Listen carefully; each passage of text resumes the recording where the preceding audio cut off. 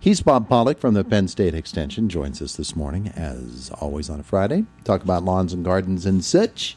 And you can give him a call right now at 479-1160 or 349-WCCS if you has a question for Mr. Bob. Good morning. Good morning.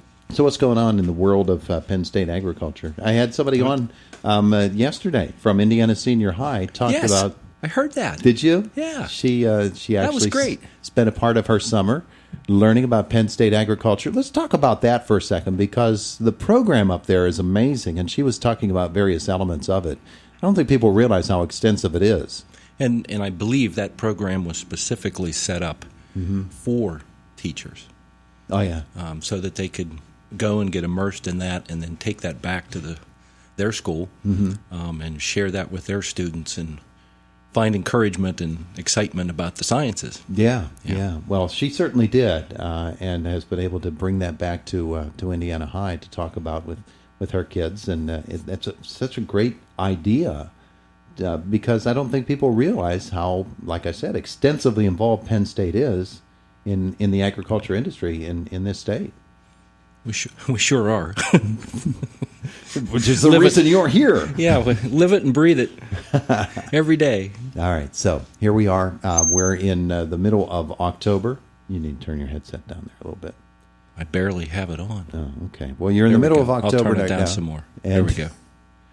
And we're looking outside. We had our first frost, our first real heavy frost of the year last weekend.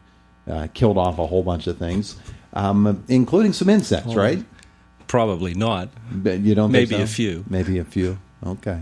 Most of them will survive, or most of them were preparing to overwinter anyhow. So they were going to whatever stage of the life cycle for that particular insect. They were already preparing for that, and so probably not too many succumb to the cold temperatures. Okay, so the fauna survived pretty well. What about the flora? Things slow down once you get that first frost, don't definitely. they? So, right. So we have two things going on. We've got the shorter days, every day a little bit less light. So that's a huge factor. And then also in combination with the temperature changes, reduced temperatures, that really starts to slow everything down, which is as it should be. Yeah. Kind of how it's supposed to work. And so any of those tender plants that had been hanging in there to that point, they said bye-bye and or started to wilt, and if you didn't have them protected. Now, my volunteer tomato plant that came up right beside the kitchen stairs, we've been watching it. It's a gorgeous plant. It's in blossom and everything, but it's not going to get near enough sunlight, is it, to actually produce? Yeah, it's going to be temperature-wise and everything. It's going to be tricky for that to survive. And the frost didn't. It was protected enough with the house that it didn't get it damaged at all. Right. It's looking good. It's looking good, but it's not producing any fruit for me, is it? And the other thing is pollination.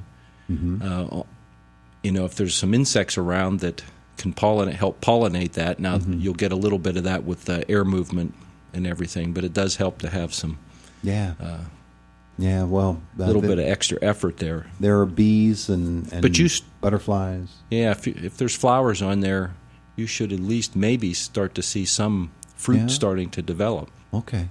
Yeah. All right. We'll keep if there's watching. more than one cluster of flowers, because if there's a couple clusters of flowers, because usually it starts on the lower branches of the plant and works its way up. So those lower trusses will flower first, and then they'll produce fruit, and then as it continues to grow, it'll set another truss of flowers. And so in a couple of months, when I'm digging it out of the snow, I can pick a tomato. Yeah. That's a pretty good strategy, isn't it? Yeah, that's a good strategy. Well, we could try. Hey, if that plant does that, you've got something there. You'll need to patent that. Okay, so with everything slowing down outside now, lawns are going to slow down, obviously. Yes. Plants that got frosted and survived, they're still going to slow down. And the trees, they're going to drop leaves even more rapidly now. Yes, they should. I was at the in-laws yesterday picking up chestnuts. The chestnut tree is absolutely loaded, and they've started to come down. Chestnuts, and a fellow stopped by and he asked me. He said, "Are those American chestnuts?" Because didn't the American brand of chestnut trees, didn't they basically die out? So and they were replaced by a Japanese variety? So that, the native American chestnut. They're no more.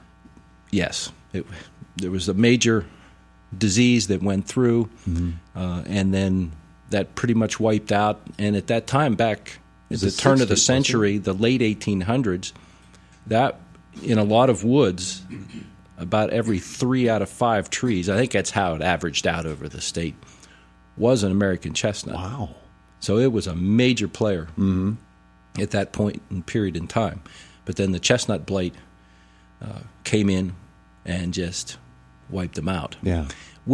And there's a few exceptions to that. There are some trees that here and there, very spotty, that survived, or there were some that died, and then they would sucker from the roots and start a new tree. Oh, okay. And then, so you can find those around. And I know there's some woodlots around, even in this county, where there's a few of those hanging on. But those trees tend to grow for a while, and then they'll get infected with chestnut blight and die back. Really? Yeah. Really? Yeah. And they might sprout again, and they might not. So the scientists haven't really been able to isolate and eliminate that particular attack on them. There's a lot of people have been working for decades on that. Yeah. And there was a big push here, within the last probably 15 to 20 years. And so there are kind of hybrids. I mean, they've found some of those trees that were producing nuts and have propagated those because they were hoping, because those survived, that there was some resistance in those trees, more than in many of the others that are just gone. Yeah. So they've worked with the genetics that they've had to work with. They've done a lot of breeding. So there are offspring of those crosses and all that out there now that they're growing on to see, but it's going to be a long-term process to see if those trees will grow and how long they will live and whether they can grow to maturity or not. Yeah. So there's a lot of that going on. Yeah, and there's people that have kind of devoted their lives or their avocation to seeing and helping and being a part of that process. Well, that's an interesting thing. I mean, the chestnut tree that is over at the in-laws, my goodness gracious, it is huge, and it's absolutely loaded.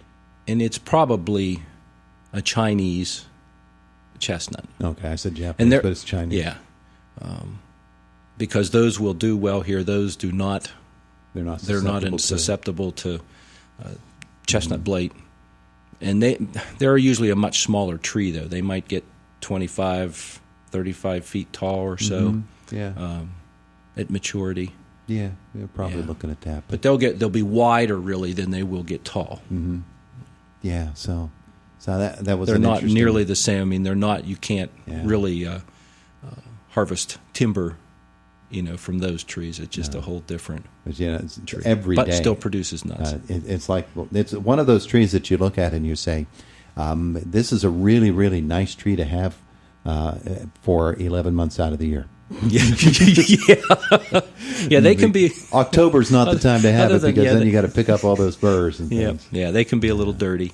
But the chestnuts are excellent, and they actually, they can be sold or they could be harvested for your own use and roasted over an open fire here. So this week, I mean, they are predicting. DCNR is predicting this coming week is kind of our prime week. Oh, yeah. In western Pennsylvania for fall foliage. Okay. And we saw it at the beginning of the week. There were some red maples and no, I can't think of the black gum is another one. I think I saw a couple of those along the way here and there that were just vivid red. Yeah. Earlier this week. So and the rain might have dampened that a little bit. I think it's kind of interesting. It's going to be okay. When you look at the leaves and the way they change, there are certain trees that every year are going to turn earlier than others, and they're going to lose their leaves earlier than others, but they usually turn a very, very vibrant color before they do. But that there's one along Route 85 there that is always going to be that way. It's always going to change first and drop its leaves first, and there's a couple of others that you pass every year, and you say, I know that one. Yeah. It's right on target. Yeah. And a lot of that has to do with genetics. A lot of those started from seed, especially just out in the woods that weren't planted. They were planted by a seed. Yeah. And those seeds all, even though they were probably came down from one tree and then started a group of other trees, they were all seed, and they had some variability in them. And some germinated and some didn't, and some have a little bit different characteristics. So on that site, they just naturally, they might leaf out earlier than some other ones of the same species in the spring, and they also might color up and drop their leaves same way. It. All right. Hey, we're done. We got to get out of here. All right, here we go. He's Bob Pollock. It's Indiana in the Morning here on WCCS.